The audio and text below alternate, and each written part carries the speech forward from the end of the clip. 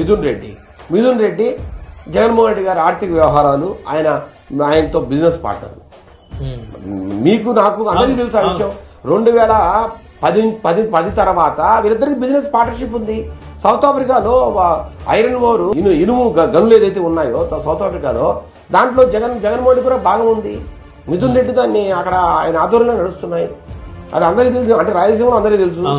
నేనేమంటున్నా అంటే అలా భాగస్వామ్యంలో ఉన్న వ్యక్తులు ఆ తర్వాత కాలంలో మిథున్ రెడ్డి కొంత పార్టీ కూడా డబ్బులు పెట్టేట్టున్నారు. అంటే ఆయనే వాళ్ళ తరఫున ప్రధానమైన క్యాషియర్, ఫైనాన్షియర్ మిథున్ రెడ్డి. అంటే డబ్బు అంతా ఆయన దగ్గర ఉందా సార్ ఇప్పుడు? నాకు తెలిసి అంటే ఈ స్కామ్ ఏదైతే జరిగిందో, ఈ లిక్కర్ స్కామ్, దీంట్లో ఏంటి ప్రధానంగా ఏంటి సార్? డబ్బులు ఇప్పుడు ఒక 100 రూపాయల బాటలు డిస్టిలరీస్ కి ఇప్పుడు ఒక 10 డిస్టిలరీస్ ఉన్నాయనుకోండి, 10 డిస్టిలరీని భయపెట్టారు. భయపెట్టి మేము చెప్పినోడికి మీరు అప్పగించండి, ఓకే మీకు నెలకెంతో వారానికి ఎంతో ఇస్తాం. అసలు వీళ్ళ దీంట్లో వచ్చాయి. ఇప్పుడు అట్లాగే సజ్జల శ్రీధర్ రెడ్డి ఎవరు అయినా ఇప్పుడు ఆ పైప్స్ ఉన్నాయి కదా, నంది పైప్స్, వాళ్ళదే డిస్టిలరీ ఉంది.